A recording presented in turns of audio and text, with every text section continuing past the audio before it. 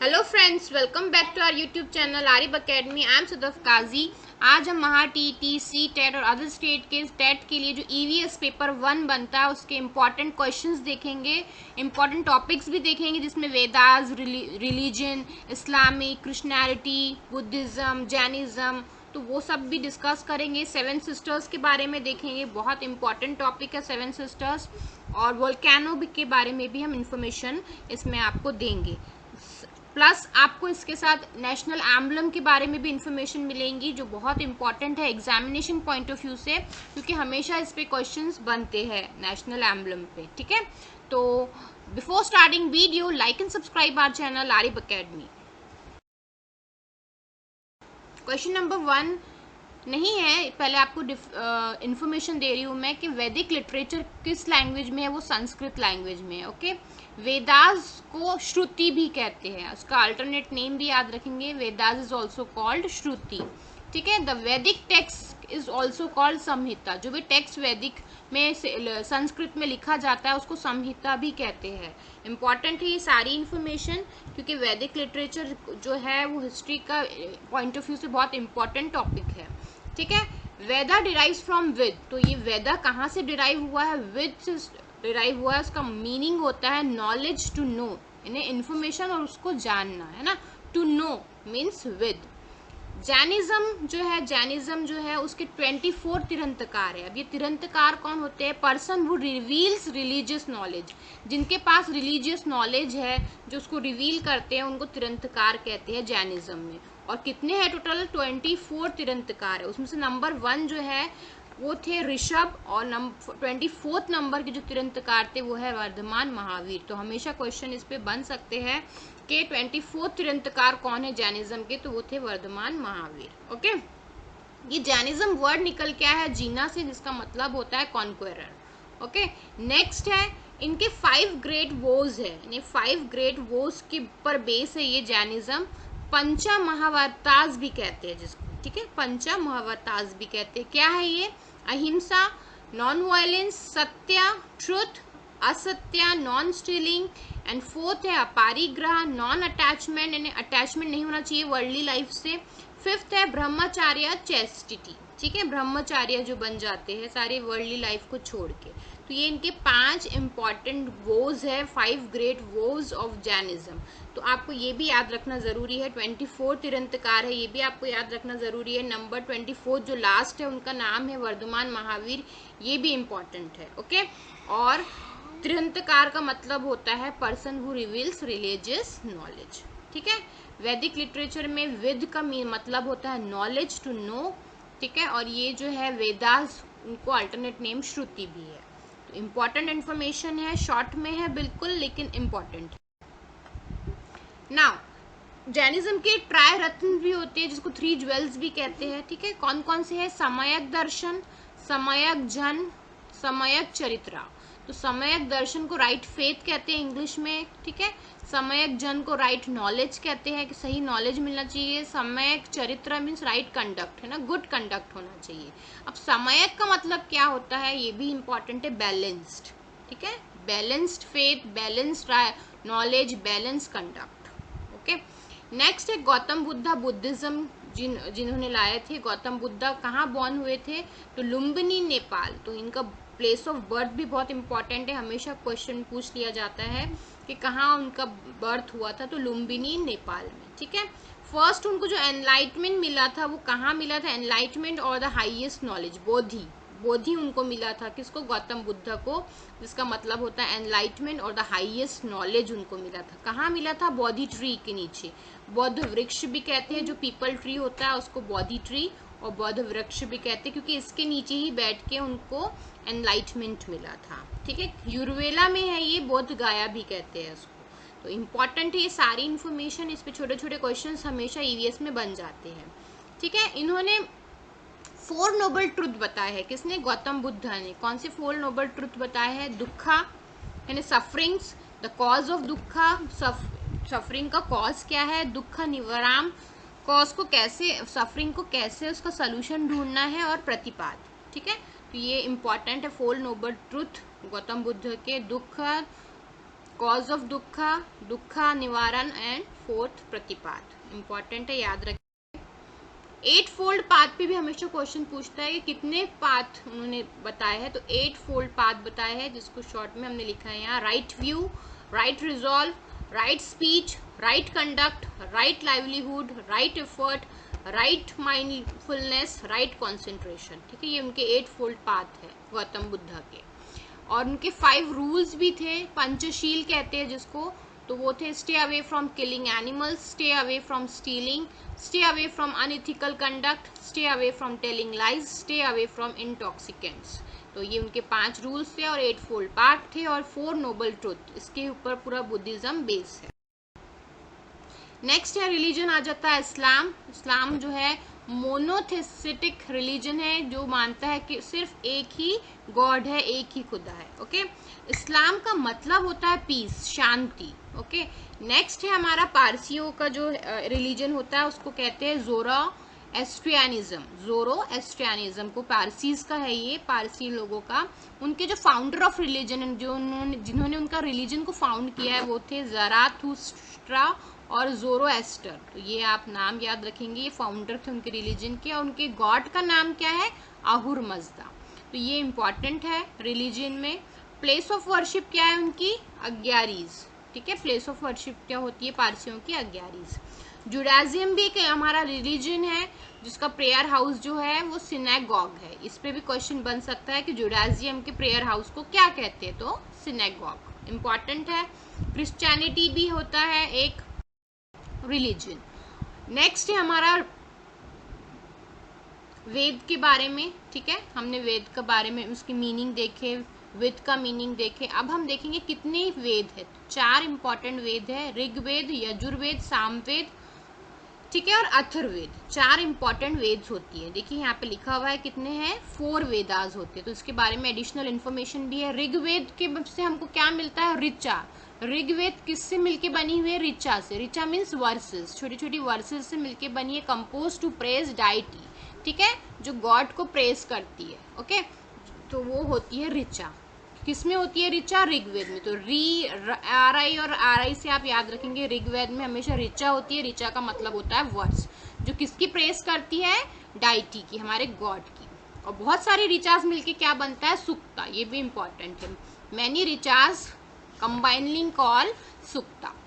Next है यजुर्वेद। इस पे क्वेश्चन बनता है। तो it contains mantras uttered during याजना। तो याजना के टाइम पे जो मंत्र अटर्ड किए जाते हैं वो होते हैं यजुर्वेद में। हमेशा क्वेश्चन पूछे जाते हैं कि कौन से वेद में क्या इंपॉर्टेंट चीज दी हुई है। तो ऋग्वेद में ऋचाज है जो गॉड को प्रेस करती है। यजुर्वेद में मंत्र है जो याजना के टाइम पे अटर्ड किए जाते हैं। Samaveda provides guidance on singing Rigvedic versus. तो सामवेद में क्या है?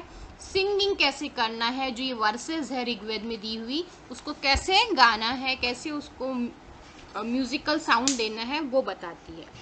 Samaveda set rhythm and tune at the time of the yajna rites. और याजना के टाइम पे भी, जब ये याजना होती है, मंत्रों को पढ़ा जाता है, तब भी वो रिदम देती है।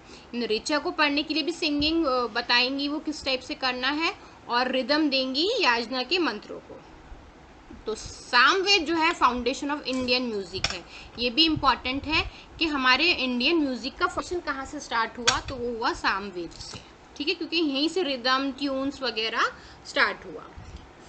लास्ट 4th वाला वेदा है अथर्ववेदा। इस पे क्वेश्चन बन चुका है कि मेडिसिनल हर्ब्स के बारे में, दवाइयों के बारे में, मेडिसिन के बारे में कौन सा वेद हमें इंफॉर्मेशन देता है, तो वो देता है Atharvaveda. Okay, concern with day to day life. ठीक है, लाइफ की जो डे टू डे प्रॉब्लम्स है उसका सोल्यूशन बताता है हमको अथर्ववेद।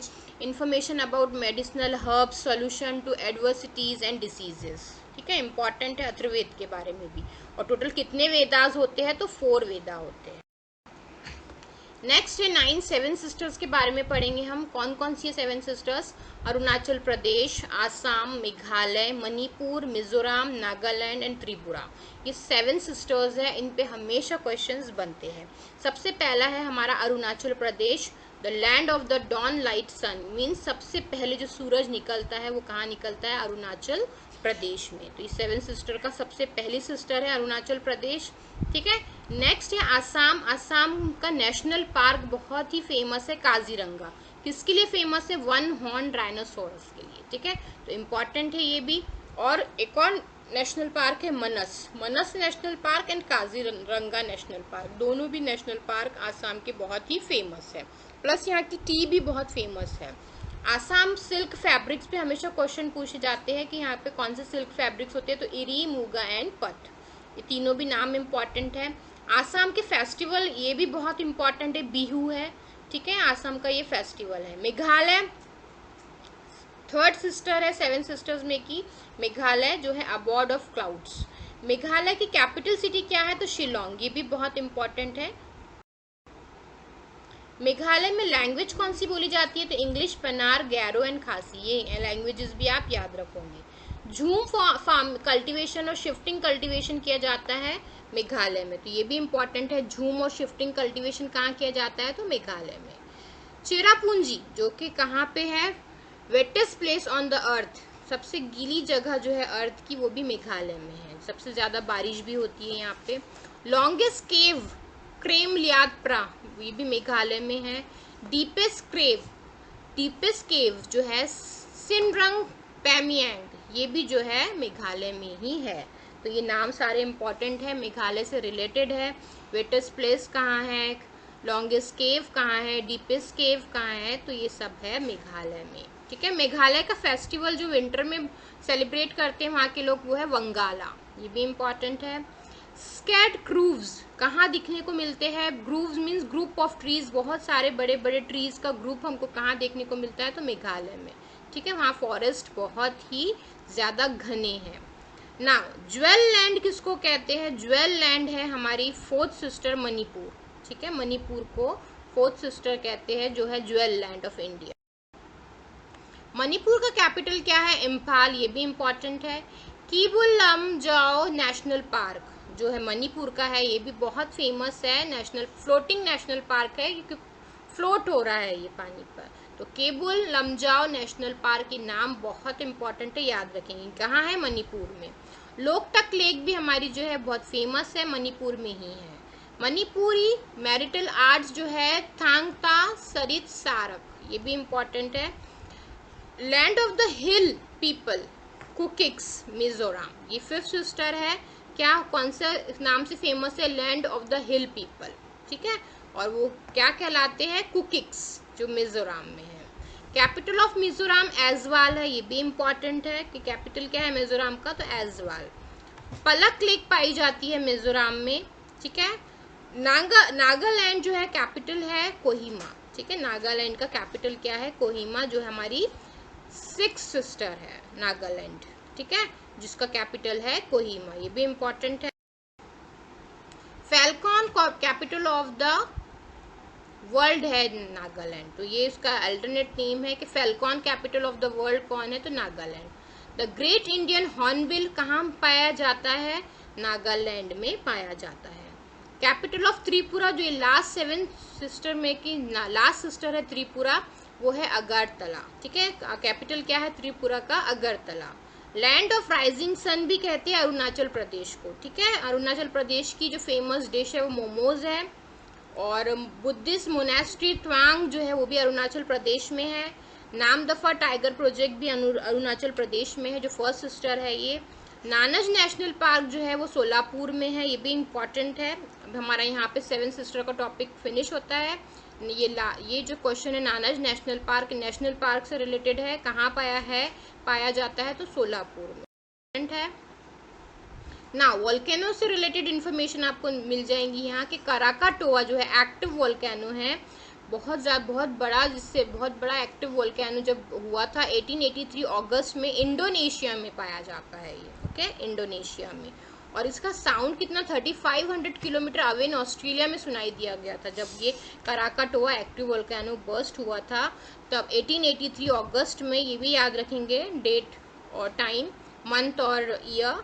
और क्या कितना साउंड था इसका? 3500 किलोमीटर अवे इन ऑस्ट्रेलिया में इसका साउंड गया था कराकाटोआ का, नाम इम्पॉर्टेंट है कराकाटोआ। और ये जो साउंड था loudest sound that man has ever heard, और ये सबसे लाउडेस्ट साउंड था अभी तक का जो मैन ने सुना है, ठीक है, कराकाटोआ, इसीलिए ये बहुत फेमस है। अब कराकाटोआ से उसका चाइल्ड ऑफ कराकाटोआ भी निकल के आया है, क्योंकि एक एक्टिव वोल्केनो दूसरे वोल्केनो को बर्थ देता है, तो उसका चाइल्ड कौन सा है, वो भी एक्टिव वोल्केनो ही है, अनाक कराकाटोआ। ठीक है, ये भी एक एक्टिव वोल्केनो है। तो ये दोनों भी नाम कराकाटोआ और अनाक कराकाटोआ आप याद रखेंगे, इंडोनेशिया में है ये। ठीक है, इंडस सिविलाइजेशन को और क्या कहते हैं, हड़प्पा सिविलाइजेशन कहते हैं। ठीक है, इंडस वैली सिविलाइजेशन को हड़प्पा सिविलाइजेशन भी कहते हैं। हिस्ट्री के जो जनक है, हिस्ट्री को जिन्होंने फाउंड किया है वो कौन थे, हेरोडोट्स। ठीक है, तो ये भी याद रखेंगे, इंपॉर्टेंट है, प्रीवियस ईयर में इस पे क्वेश्चन बन चुका है। सील ऑफ इंडिया पे हमेशा क्वेश्चन बनता है, तो उसमें कितने एनिमल से ये क्वेश्चन बना था प्रीवियस ईयर में मैंने देखा है, तो उसमें 4 एनिमल्स है, horse, bull, lion and elephant. ये चारों भी नाम याद रखना जरूरी है, ये चारों भी एनिमल्स सील ऑफ इंडिया में आपको देखने को मिलेंगे।